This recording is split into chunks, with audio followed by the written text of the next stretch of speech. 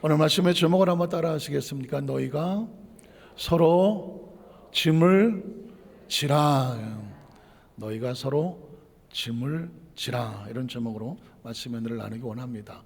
어느덧 갈라디아서 6장의 말씀을 함께 나누게 됐는데, 갈라디아서 5장에는 어떤 일이 있냐면, 인간의 삶은 어쩔 수 없이 육체적인 일과 성령의 일이 갈라져 있다. 그래서 육체의 일은 현저하다. 육신의 정욕과 안목의 정욕과 이생의 자랑과 여러 가지 탐욕과 분쟁과 갈투와 시기와 여러 가지 싸움과 이 모든 세속적인 것은 육이죠. 혹시 육을 아십니까? 육신은 등 따시고 배부르면 끝이요. 육이 뭘 원하겠습니까? 육은 단순합니다. 잘 먹고 그냥 배부르면 돼. 배고파 죽게 안 먹어보십시오. 육신이 가만히 있나? 밥 달라고 난리를 칩니다. 꼬르륵 꼬르륵 하면서 추우면 춥다고 난리고, 더우면 덥다고 난리고, 뭐 피곤하면 피곤하고 난리고, 졸리면 졸립다고 난리고. 육신은요 다른 거 없습니다. 배부르고 등 따시면 아무런 다른 데에 대한 관심이 없습니다. 왜냐하면 육신은 흙에서 와서 흙으로 가기 때문에 미래에 대한 소망이 없습니다. 현재적으로 생명이 보존하여 그냥 육신이 그냥 편안하기만 바라는 겁니다. 그러니까 육체로 살면 육체는 도덕과 윤리가 없습니다. 무조건 먹어야 되고요, 무조건 내가 편해야 되고요, 무조건 내 손에 쥐어야 됩니다. 그래서 그거를 이해하기 때문에 3일 굶어 뭐하지 않는 사람 없다, 도둑질하지 않는 사람이 없다. 그래서 아이의 분유를 훔치는 그 어린 뭐 미혼모라든가 아니면 가난한 엄마들이 마트에서 우유를 훔칠 때도 있잖아요. 그건 사실 육체니까 살아야 되기 때문에 생존 본능에 욕구 있을 때는 그래, 그걸 이해하니까 행위는 나쁘지만 그냥 가슴 아프게 동정을 하면서 마트 주인이 주기도 하고, 경찰에 끌려가면 경찰이 정말 착한 사람을 만나면 우유값을 대신 내주기도 하고. 이건 왜 그러냐면 육체는 그럴 수밖에 없는 거죠. 도덕이 없고 윤리가 없어요. 배고픈데 뭐 도덕이 있어. 당장 죽겠는데 뭔 윤리가 있겠어. 이걸 통제하고 지배하고 다스리는 게 교육이죠. 도덕과 윤리는 교육입니다. 근데 교육은 육체로 하는 게 아니거든요. 정신으로 하는 거거든요. 교육을 똑바로 받은 사람들은 육체가 본능으로 살자고 하더라도 교육이 그것을 통제하고 지배하고 절제하고 규모 있게 끌고 가는 거죠. 그러니까 이 정신 상태가 굉장히 중요한 겁니다. 그런데 이 정신을 육체가 지배하면 정신이 타락하는 것이죠. 타락하는 것이죠. 그러나 그 정신을 또 지배하는 영역이 있는데 그건 하나님의 성령의 영역인 것입니다. 성령이요. 그래서 크리스천들은 지금 나에게 벌어지는 세 가지 영역, 육체의 영역, 육체의 소욕, 그 다음에 정신적인 이 기준, 그리고 영적인 생활. 영적인 생활은 하나님의 성령께서 우리 속에 오셔서 성령으로 이끌어 가셔야, 붙잡아 주셔야 머리가 맑아지고 정신이 온전해집니다. 성령이 충만해야 머리가 온전해지고 정신이 온전해지면 그럼 육체의 삶도 거룩함을 지킵니다. 성령의 역사를, 성령의 충만함이 사라지면 정신이 혼미하죠. 정신이 혼미하면 뭘 어떻게 할 줄 모르기 때문에 육체가 시키는 걸 하는 겁니다.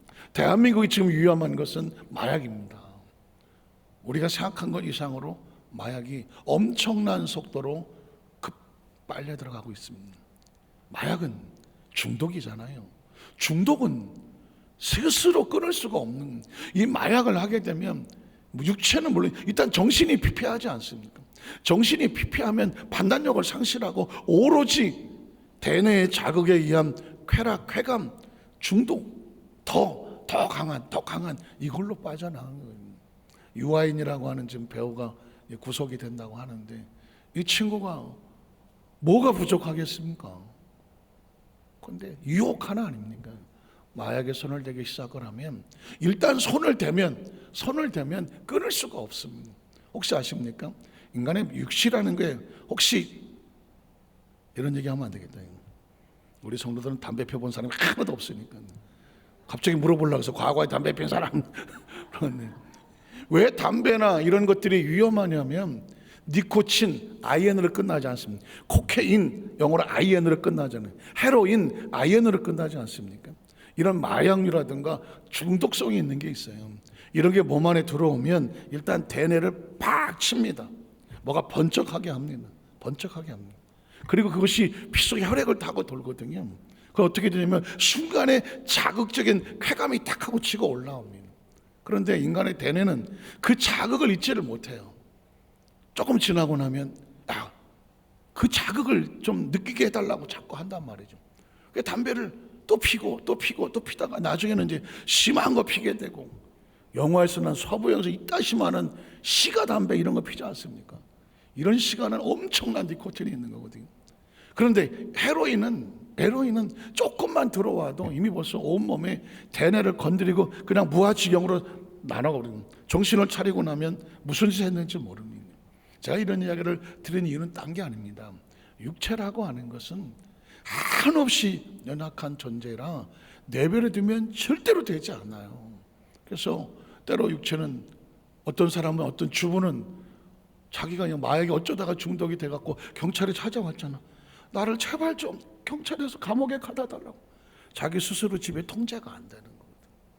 오늘 성경은 우리에게 육체가 이만큼 처참하게 나약하고 한번 무너지면 헤어나기 어려운 것처럼, 반대로 이걸 이기기 위해서 성령의 충만한 은혜 속으로 더 간절하게 우리가 무장하지 않으면 이 세계를 이길 수 없는 아주 무서운 세계 속으로 지금 빠져들어가는, 아까 대한민국이 위험하다, 청소년들, 특히 여성들, 남자들도 마찬가지고, 이 마약에 한번 손을 대면 정신이 피폐해되기 때문에 정상적인 삶을 살 수가 없는 상황입니다. 이럴 때일수록 사실은 우리 다음 세대들과 청년 세대 속에는요, 신앙적인 교육이 아니면 이것과 싸울 수가 없습니다. 저도 어렸을 때 교회 학교 어렸을 때부터 다녔는데, 제 친구, 중학교 친구들, 고등학교 친구들하고, 친구가 얼마나 중요합니까? 학교 다닐 때 친구가 중요하잖아요. 그런데 중학교 2학년 3학년 되면 벌써 반에서 담배 피는 놈들 나오고 술 먹는 놈들 나오거든요. 저는 집이 이태원이었어요. 그 보광동, 한남동. 그러니까 국민학교는 한남국민학교를 다녔고, 중학교는 오산중학교를 다녔어요. 보광동에 있는. 고등학교는 중대보고라고 해서 흑석동으로, 제가 뺑뺑이 일기예요. 77년도 이렇게 갔어요. 가고 싶어서 한 것도 아니고. 그러다가 집에서 남영동에 나와서 갈아타고 흑석동을 가야 되거든요. 그러면 친구들하고 남영동까지 와. 그리고 거기서 학생들이 막 좀 이렇게 좀 나쁜 짓 하기 좋은 여건이 남영동 쪽에 많아. 친구들이, 야, 어디 갈래? 그 저는 저를 잡고 있는 게 있어요. 그게 뭘까요? 신앙이잖아요. 같이 어울려 축구도 하고 놀고 막 해. 근데 애들이, 야, 우리 담배 피러 갈래? 그러면 나는 어떻게 해야 될까요? 나는 버스를 타고 이태원으로 가야 돼요. 한남동 가는 버스 타야 돼. 거기에 어울리면 걔들이 가는 버스 타고 가야 돼. 그런데 나를 묶고 있는 건 뭐냐? 신앙이에요. 어려서부터 교회 안에서 자랐고 나를 붙잡았던. 그래서 여러분, 다음 세대 아이들에게 신앙을 무장한다는 건 굉장히 중요합니다. 왜냐하면 저를 누가 이리라 저리라 하는 사람도 없었고, 얼마든지 제 마음대로 할 수 있었어요. 그런데 보이지 않는 끈이 붙잡은 건 뭐냐? 신앙이었습니다. 그 신앙이 저를 큰 위험 속에서 한 발자국 더 나가지 않고 못 가게 하고 다시 원점으로 시켜. 저는 그래서 항상 끝나면 교회로 오는 걸 더 중요하고, 교회 안에서 살았고, 교회의 삶이, 신앙의 삶이 저한테는 그냥 제 청소년 시절은, 학창 시절은 그냥 저에게는 교회의 삶이었습니다. 어떻게 생각하십니까? 오늘 있어서 이 예배를 이제는 학교가 아니라 인생의 삶을 살면서 나는 그냥 밥 먹고 교회만 가. 여러분, 그게 저와 여러분을 살리는 겁니다. 살리는 거예요. 전 목사가 된 것을 후회해봤을까? 근데 너무 감사한 거예요. 문득 생각을 해보니까 내가 목사가 안 됐다면 어떻게 됐을까 하면 굉장히 예민하거든요. 자존심 강하고, 그리고 낭만을 좋아하고, 하고 싶은 것도 많고 그러거든요. 호기심도 많고, 할 줄 아는 것도 많고.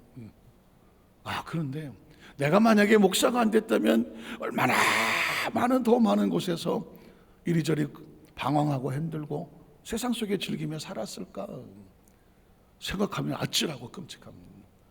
그러니까 저는 어쩌고 저쩌고 해도 설교를 해야 되지, 어쩌고 저쩌고 해도 기도해야 되지, 어쩌고 저쩌고 해도 하나님 앞에서 이게 마음이 이 영적인 상태가 올바르지 아니하면 강단에 설 수가 없지. 이 영적인 상태가 올바르지 아니하면 성도를 만날 수가 없지. 오늘 영적에서 올바로 세지 아니하면 말씀 앞에 설 수가 없잖아요. 그러니까 돌이켜보면 내가 어쩌다 목사가 됐나가 아니라 목사가 된 게 나를 살렸다니까. 날 살린 거예요. 날 살린 거예요. 우리 어머니는 아니 둘째 놈한테 주여 이 둘째가 목사가 되게 하시고 우리 아들은 장로님이 되셔서 교회를 세우고 그랬는데 하나님이 안수를 이렇게 하셔갖고 어떻게 된 거예요? 왜 내가 우리 어머니는 맨날 둘째 너 목사 되라고 그러고 너는 장로 되라고 맨날 그런데 하나님은 안수를 이렇게 해갖고는 내가 목사가 된 거 아니에요. 내가 그 생각하면은 왜 두려움이 없고 아픔이 없고 서러움이 없고 힘든 게 왜 없었겠어요. 그런데 돌이켜보면 그게 날 살려. 그게 날 살렸어. 여러분도 마찬가지입니다. 신앙이 날 살리는 겁니다. 기도가 날 살리는 거고요. 여러분이 이제 이번 주일날 뭐 직분도 맡은 재직임명 예배도 드리지만 그 재직임명을 받은 게 때로는 무겁기도 하고 힘들고 어렵기도 했지만 그게 날 살리는 겁니다. 성령 대망회가 저와 여러분을 살리는 거예요. 살리려고 성령 대망회 하는 겁니다. 여러분 기억하십시오. 어제 그런 생각을 했습니다. 호주 폴스에 보니까 1년에 2번의 부흥성회를 한다더만. 1년에 2번 10년에 한 번 하고 9월달에 재직임명 때 한다는구만. 그래서 속으로 우리는 매달 한다고. 그거 1년에 2번 하자고요. 그렇게 기도를 기도하더라고. 우리 여도순방송 안산교회는 매달에 4일씩. 여러분 이게 저와 여러분을 살린다는 겁니다. 자, 오늘 성경 말씀 속에 들어가면 갈라서 6장은 이제 그러면 성령으로 사는 사람들은 어떻게 살아야 되느냐, 갈라디아서 이제 마무리를 지려고 합니다. 6장 1절에 보면 형제들아, 바울이 쓰는 단어 가운데 형제들아, 자매들아, 이건 뭘까요? 예수 그리스도 안에서 공동체가 된 거예요. 공동체. 사실은 이게 굉장히 중요한데 그냥 스쳐 지나갑니다. 자, 예수님을 구주로 믿으시면 아멘 하시기 바랍니다. 예수를 구주로 믿음으로 말미암아 영접한 자, 그 이름을 믿는 자들에게 하나님의 자녀가 되는 권세를 주셨으니 믿으십니까? 그럼 우리가 형제와 자매인 것을 믿으십니까? 확실합니까? 우리의 의식과 사고 속에 형제와 자매됨이 필요해요. 누가 아프면 같이 아파하고 누가 힘들면 같이 힘들어하고 이걸 느껴야 뭐예요? 형제와 자매거든요. 사실은 우리 때 자랄 때만 하더라도 한 반에 막 80명, 90명, 뭐 초등 국민학교 때 그렇고 뭐 중학교 때 이렇고 뭐 대학 가고 뭐 직장 생활 다 경쟁 사회였어. 그러니까 늘 상대가 경쟁이다 보니까 머릿속에 늘 경쟁의 의식이 있을 수도 있어요. 그러나 기억하십시오. 세상은 그렇다고 할지라도 크리스천의 의식 속에 늘 바울은 우리에게 형제들이요, 주 안에서 문하노니, 자매들이요, 주 안에서 문하노니. 그래서 형제란 뭐냐, 자매란 뭐냐, 가족이란 뭐냐, 함께 하는 거 아니겠습니까? 함께. 그래서 제가 주일학교 때 그런 찬송을 많이 불렀어요. 함께 갑시다 내 아버지 집. 한번 박수면 불러볼까요?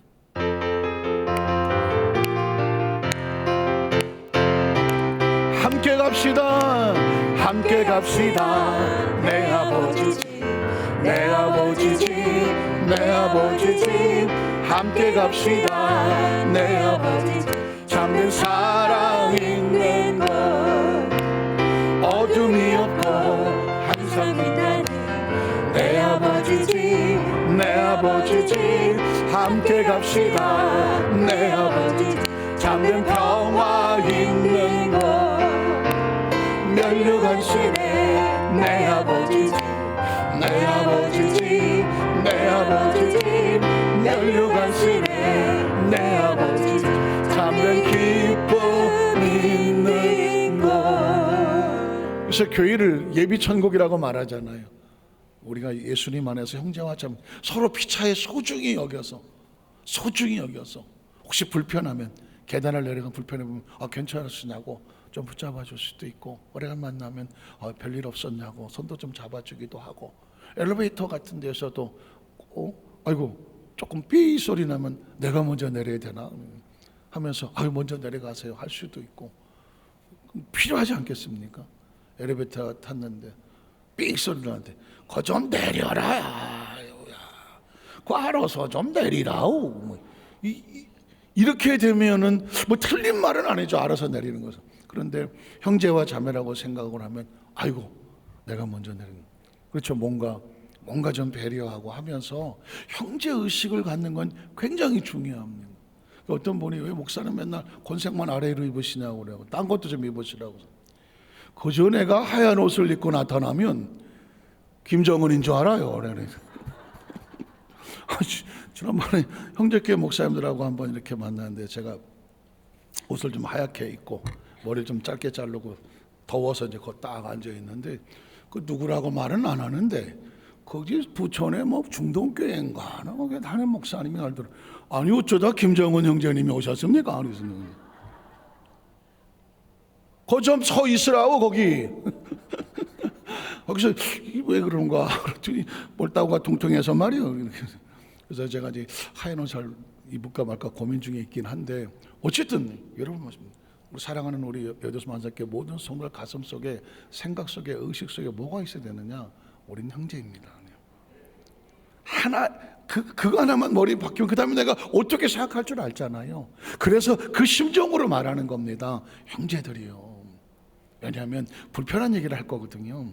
힘든 얘기를 할 거거든요. 만일 사람이 무슨 범죄한 일이 드러나거든.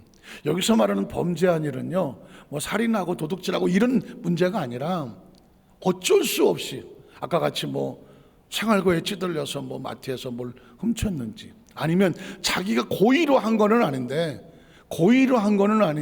믿음이 연약했던 아니면 정말 감당할 수 없는 어떤 상황 속에서 실수를 했던 간에 그래서 그것이 잘못으로 드러나게 되거든. 그런 사실이 드러나거든. 어떻게 하느냐? 신령한 너희는, 여기서 굉장히 중요한 것은 어떤 그런 문제를 바로 잡을 사람이 필요한데 바로 잡으려고 하면 반드시 영적으로 올바로 서 있어야 되는 그 어떤 존재가 됐던 리더가 됐던 책임자가 됐던 신령이라는 단어 옛날 단어긴 하지만은 영적으로 올바로 서 있는 너희가 그런 사람들을 바로 잡아줄 때 어떤 심정으로? 온유한 심정으로. 여기서 온유한 심령이란 뭐냐? 환자를 돌보는 그런 긍휼의 마음으로 그러한 자를 어떻게 잡고? 바로 잡고. 이 바로 잡는다는 게 똑바로 이게 아니라 바로 잡는다는 건 뭐냐? 만약 뼈가 이렇게 실수해서 탈골이 됐어요. 혹시 어깨 빠져본 계십니까? 어깨? 가끔 가다가 빠지시는 분 계십니다. 어깨가 이렇게 빠지신 분들이 있더라고. 한번 이렇게 빠지면 자주 빠지시는 것 같아요. 그럼 이거 어떻게 해야 돼요? 이걸 똑바로 바로 잡아주려고 하는 데 가서 이걸 바로 잡고 와야 돼요. 그러니까 실수라고 하는 것은 마치 뼈가 어긋나서 어깨가 빠진 것 같은 그런 상황이 있다라고 생각을 하고 그건 잘못한 건 아니거든요. 실수해서 길이 좀 어긋난 거거든요. 그때 어떻게? 그 딱 발골된 뼈를 바로 잡아주는 심정으로 얼마나 조심스럽게 하겠습니까? 그렇죠? 그런 마음으로 바로 잡고 그러면서도 나도 뭐 해야 되겠네? 조심해야 되겠네. 자, 상대방을 향하여 뭐 저런 게 다 있어라가 아니라 이 사람이 이러다가 보니까 이런 실수를 했구나. 그렇다면 어떻게? 나도 같은 실수를 하지 않도록 나를 살펴보고 그리고 혹시라도 스스로 나 자신도 그런 상황에 빠져서 시험을 받을까 어떻게 해라? 검증하고 체크하고 두려워할 수 있어야 된다는 것입니다. 그 신앙 안에서 참 조심스러운 게 뭐냐면 피차에 잘못하다 보면 신령이라는 단어가 있는데 비슷한 사람끼리 서로 뭐 하게 됩니까? 다투고 싸우게 되거든요. 요한복음 8장 11절에 보면 예수님이 이런 이야기를 합니다. 요한복음 8장 11절 있을까요? 제가 조그맣게 써놔갖고 좀 방송국에서 그걸 못 잡은 것 같은데 잡았네. 11절 하나인데 11절 하나 11절 한 절 괜찮아요. 예수님께서 현장에 가늠한 여인을 놓고 11절에 보니까 뭐라고 말하냐면 예수께서 이르실 때 나도 너를 뭐 하지 않는다. 자, 이게 굉장한 축복입니다. 굉장한 이야기입니다. 예수님은 죄가 없으신 분인데 너희 중에 죄 있는 자가 저 현장에 가늠하다 잡힌 여인을 돌로 쳐라. 돌을 들었던 사람들은 모두 다 도망을 갔습니다. 왜? 나도 죄인이니까. 예수님은 죄를 없으신 분이 칠 수가 있었습니다. 그런데 죄가 없으신 예수님이 그 여인을 향하여 나도 너를 뭐하지 않는다. 정죄하지 않는다. 예수님은 이 땅에 초림으로 오셨을 때 정죄하러 오신 분이 아닙니다. 회개하라. 천국이 가까웠느니라. 주 예수를 믿으라. 그래야만 너와 내 집이 구원을 얻으리라. 은혜의 해를 선포하러 왔어. 이 말이 너희 가운데 응했다고 말했지. 죄인을 잡아서 감옥에 가두려고 온 게 아니라 그 누구라도 예수님 앞에 다가와 회개하면 구원을 받게 하려 하심이라. 그것이 그의 길과 진리와 생명을 얻고 나로 말미암지 않고는 아버지께로 올 자가 없기 때문에 그 문을 열러 오신 것이거든요. 그 지금 시대는 구원의 시대입니다. 은혜의 시대입니다. 누구든지 예수를 믿고 하나님 앞에 나오면 구원의 은총이 있는 것이죠. 그러니까 지금 이 현장에 가늠하다 잡힌 여인은 율법에 따르면 바로 심판받아야 되지만 예수님은 그 자리에서 심판을 하지 않습니다. 지금은 심판의 때가 아닌 겁니다. 지금은 구원의 때. 수고하고 무거운 짐자들아 다 내게로 오라. 내가 너를 편히 쉬게 하리라. 그 심판에서 빠져나오게 만드는. 그러나 재림이라는 것은 심판의 때는 거죠. 타작, 혼인잔치, 결산, 이건 다 심판을 얘기하는 것입니다. 그러나 그 심판을 제가 늘 얘기하지만 에스카탈로지라고 하는 종말론이 있는데 예수님이 오실 때면 히스토리칼 엑스칼 역사적인 심판입니다. 세계적인 심판이죠. 그러나 인디비주얼은 개인의 심판이 있는 건 우리가 이 세상을 떠날 때는 사실 죽음은 일생의 결산이기도 하고 하나님 앞에 심판의 대상이기도 되기도 하는 겁니다. 굉장히 중요한 의미가 있죠. 그래서 이 땅의 삶을 살면서 어떻게 살아야 되느냐. 나도 너를 정죄하지 않는다. 은혜의 시대라고 해서 은혜를 값싸게 만들지 마라. 아직 기회가 있을 때 새롭게 회복하고 씻었다면 그 씻은 정결함을 유지하고 지켜나가는 것을 믿음의 성장이라고 말하고 성화, 홀리피케이션, 점점 거룩해지는, 그리고 나중에 천국은 영화롭게 글로리아된, 글로리피케이션 되는 영화로움을 얻는 것이라는 것입니다. 그래서 오늘 성경 속에서도 뭔가 바로 잡아야 하지만 조심스럽게 접근을 하고 있는 것이죠. 데살로니가서 5장 11절에도 보면 이렇게 기록하고 있습니다. 너희가 피차 권면하고. 그러니까 형제니까 교회 안에서 어떤 사람이 어쩔 수 없는 실수를 저질렀을 때 피차 권면하고, 그러면서도 뭘 쌓아야 되냐, 서로 덕을 세워야 돼요. 덕을. 이번 주 금요 철야 예배 때 아마 고린도 교회에서 벌어지고 있는 분쟁의 중에서 하나가 법정 소송적인 문제가 나오게 될 때에 과연 이 문제를 교회 크리스천들은 어떻게 해야 될까? 중요한 건 뭐냐? 그리스도의 덕이 흠집 나지 않도록 해야 하는데, 여기도 마찬가지입니다. 덕을 세우기를 너희라는 것처럼 해라. 자, 그래서 갈라디아 6장 2절에 보면 그러려면 어떻게 될까요? 서로 짐을 져줘야 돼요. 6장 2절에 볼까요? 너희가 짐을 서로 진다는 것입니다. 누군가 그 무거운 짐을 지다가 실수했어요. 그러면 그 짐이 힘들어서 못 들었으니까 같이 짐을 지면서 나누어, 고통이면 고통을, 슬픔이면 슬픔을, 아프면 아픔을 같이 나누어 가는. 그래서 구역 식구들끼리, 또 지역에서, 교구에서, 교회 안에서 그 짐을 나눠지자고 하는 건 아니겠습니까? 제가 사청님보다 어제 얘기도 했지만 오늘도 성도님들께서 지금 어떤 권사님은 아이들이 같이, 또 어떤 권사님은 또 그 기관에서 운영비를 잘 또 아껴서 우리 아이들에게 이 마음을 전하서, 그러면서 이렇게 해요. 목사님 걱정하지 마세요. 내가 걱정했나 봐. 얼굴이 홀쭉해졌네. 마음이 또 누군가 그런 거 있잖아요. 걱정하지 마세요. 그러면 괜히 눈물 나는 거 있잖아. 왜 그런 거 있잖아요. 그래서 이런 건 뭐냐면 목사님 걱정하실까 봐 저희가 힘이 될게요. 이 짐을 나눠지는 거잖아요. 사실은 다른 게 걱정 아니죠. 다음 세대 우리 아이들이 그곳에서 다른 거 없습니다. 성도들의 눈물과 기도가 이곳에 있는데 우리 아이들이 그냥 잘 먹고 잘 살았어 이러고 싶지 않은 거예요. 그 자신이 얼마나 사랑과 기도를, 배려를 받고 그 자리에 있는지를 깨닫게 하기를 원하는 거죠. 제가 오늘 인터넷에 글을 하나 봤더니 그 어머니가 올렸던 건데, 아들이 하나가 있는데 아를 잘 키웠나 봐요. 아버지도 기대를 하고 잘 키웠나 봐. 그런데 이 친구가 수업 시간에 핸드폰을 자꾸 만지고 있으니까, 요즘은 좀 학생 아이들이 좀 그렇잖아요. 그러니까 이제 선생님이 여자 선생님인데, 야 수업 시간인데 핸드폰 만지지 마라 하라고 했더니 들은 척도 안 하고 계속 핸드폰하고 전화하고 그래서 그 부분을 좀 뭐라고 지적을 했답니다. 그랬더니 그 아들이 그 선생님에 대해서 에이 미친년이 그래. 아이가 여자 선생님에 대해서 친년이 그랬다는 거예요. 그러니까는 발칵했죠. 그래서 그 선생님이 이제 그 상황을 가지고 이제 그 부모님 아버님을 오시라고 그랬는데 아버지가 자기 아들이 수업 시간에 핸드폰을 장난하고 작당하고 그걸 제지를 했는데 그 제지하는 선생님에게서 뭐 그런 욕을 했다는 얘기를 듣는 순간 아버지가 돌았어. 학교에 와서 아들의 키가 한 180이 넘었답니다. 그냥 싸대기를 때리고 발로 걷어찬 거예요. 야 이 새끼야, 내가 너를 어떻게 키웠는데 수업 시간에 선생님한테 그렇게 얘기해?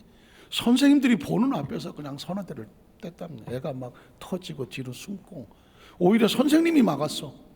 선생들이 막아서 이러지 마시라고 그랬었는데 그 아버지가 실망에 빠졌어. 내가 자식을 잘못 키웠나? 내가 자식을 잘못 키웠나? 그날 이후로 넌 새끼야 내 새끼도 아니야. 아버지가 같이 밥도 먹지 않고 보지도 않고 냉랭하게. 그 중간에 어머니가 이제 곤란한 거예요. 어머니가 그를 놀린 거예요. 내 아들이 이랬고 아버지가 굉장히 내 아들이 잘못하긴 했지만 지금 아버지와 아들의 관계가 이렇게 벌어지고 있으니 내가 어떻게 할 줄을 모르겠다. 이제 그런 글을 올린 것 같아요.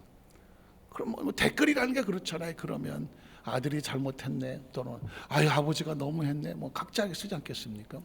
근데 하나는 거죠. 아들의 잘못을 잘 올바로 키우는 것은 옳지만 냉대하는 기간이 너무 오래가는 것은 좀 마음에 상처가 남을 것 같습니다. 이런 댓글은 그래도 좀 설득력이 있는 것 같아요. 그런데 또 하나의 댓글은 그런 댓글이 올라옵니다. 그래도 이 시대에 보통 그러면 가서 학교 선생님한테 뭐라 그러는 부모가 있는데 그래도 부모다운 부모님이 어떤 모습을 보는 것 같아서 마음은 뭉클하네요 라고 또 댓글을 남긴 사람도 있습니다. 무엇이 옳고 그른지는 각자 입장에서 발견하겠지만 사실 얼마나 실망했을까요? 자식은 내가 자식을 잘못 키웠다. 무서운 거거든요. 사실은 우리 중고등부 학생들, 저도 이번에 중고등학생들을 그냥 이렇게 뭐 교육을 잘하고 있겠지 하는 건데 건물을 리모델 하다가 보니까 아이들을 그냥 건물에서 자유했던 정도가 아니구나. 이들을 위해서 그 성전에 가서 우리 성도들이 함께 기도하고 거기서 중보 기도해 준 그 기도회가 없었던 거예요. 저는 이번에 그걸 깨달은 거예요. 우리는 그 성전에 가서 그 아이들이 여기서 예배 드리는구나, 여기 누구누구가 예배를 드리고 있구나 하면서 이 아들을 위해서 우리 성도들이 가서 장로들이 가서 권사님들이 가서 안수집사님들이 가서 교육자들이 가서 성도들이 가서 거기서 중보 기도해주고 소리 없이 들어갔다 소리 없이 나온 그 기도가 없었던 거예요. 그러니까 이번에 지금 우리 교구장들이 이제 우리 또 교구에서 돌아가면서 기도도 하고 우리 권사님들도 또 아침에 또 여성교회에서 또 기도회를 하기로 했다는 걸 통해서 우리 성전의 곳곳에 그냥 그 알아서 잘하겠지가 아니라 성도의 눈물과 기도의 짐을 서로 나누어지겠다고 하는 건 뭔지 아십니까? 그리하여 그리스도의 법을 성취하라. 그리스도의 법은 뭐예요? 서로 사랑하는 거예요. 내가 너에게 새 계명을 주노니 예수님의 마지막 계명은 뭔지 아십니까? 서로 사랑하라는 거예요. 한번 따라하세요. 서로 사랑하라. 사랑이라고 하는 것은 I love you 뭐 끝나는 게 아니죠. 관심을 갖고 뭐가 아픈지 뭐가 힘들지 무엇 때문에 우는지 그곳에 같이 가서 아픔을 같이 하고 짐을 같이 지면서 함께 기도에 합쳐주는 것, 이게 사랑이죠. 자, 그 다음 절을 보면 그냥 읽어 넘어가겠습니다. 만일 누가 아무것도 되지 못하고 된 줄로 생각하면 스스로 조금 자신의 어떤 모습들을 온전히 말인하지 않고 난 뭐 괜찮아, 난 아무 잘못도 없어, 나는 뭐 나 정도만 괜찮지 않고 아무것도 되지 않았지만 뭔가 된 것처럼 하는 건 자기 자신을 속이는 거다. 자아 성찰에 대한 이야기를 하고 있고요. 그 다음 절을 보면 자, 각각 자기 일을 살펴라. 그리하면 자랑할 것이 자기에게는 있어도 남에게, 말이 좀 어렵죠. 자, 자기 일을 살펴봐라. 그리하면 자랑할 것이 자기에게는 있어도 남에게는 있지 않는다. 이 이야기는 뭐냐면 각자가 올바로 선다는 이야기는 뭘까? 하나님 앞에서 양심으로 1대1로 쓰는 겁니다. 자기가 양심에 꺼리낌이 없으면 스스로 자기 자신의 자랑거리가 되는 거예요. 나는 하나님 앞에 최선을 다 꺼리낌이 없는 거예요. 내가 최선을 다함으로 스스로 자랑스럽게 여겨라. 그러나 반대로 남에게 있지 않는 나는 저 사람보단 낫지. 서로 비교해서 내가 낫다고 생각하지 마라. 내가 하나님 앞에 꺼리낌이 없어서 스스로 자랑스럽게 여겨라. 그러나 다른 사람하고 비교해서 저렇게 잘못하는 사람보다는 그래도 내가 낫지. 아유, 야. 이 비교해서가 아니라 스스로 하나님 앞에서 꺼리낄 게 없는 자랑스러움. 이해가 되십니까? 이건 누구도 몰라요. 하나님과 1대1로 하는 거예요. 하나님 앞에서 최선을 다하여 부끄러움이 없는 그런 자랑스러움은 스스로 지켜라. 그러나 다른 사람하고 비교해서 아이 저거보다야 낫지 라고 하는 그런 자랑스러움은 아니다. 그 다음 절을 보면 그래서 각각 자기의 짐을 질 것이다. 자, 하나님의 짐을 맡긴 짐을 나누어지고 각각 나눈 이 여기서 말하는 짐은 직분입니다. 사명, 직분, 또 하나님 맡겨진 책임과 의무, 이 모든 것들을 우리는 어차피 쓰고 지고 가는 것이고 마침내 그게 달란트가 되어져서 어떤 사람은 5개, 어떤 사람은 2개, 어떤 것은 1개를 말하고 싶습니다. 이 친구도 할 말이 많을 것 같아요. 1달란트 받은 친구도 많아. 제가 나중에 이 부분만 가지고 따로 이 사람이 왜 그랬을까 한번 따로 나누겠지만 우리는 1달란트보다도 각자 받은 달란트에서 하나님 앞에 우리가 떳떳하게 부족함이 없이 내어놓을 수 있는 그런 자랑스러움 있는 우리 성도님 되시기를 주님의 이름으로 축원합니다. 기도하겠습니다. 하나님 아버지 감사합니다.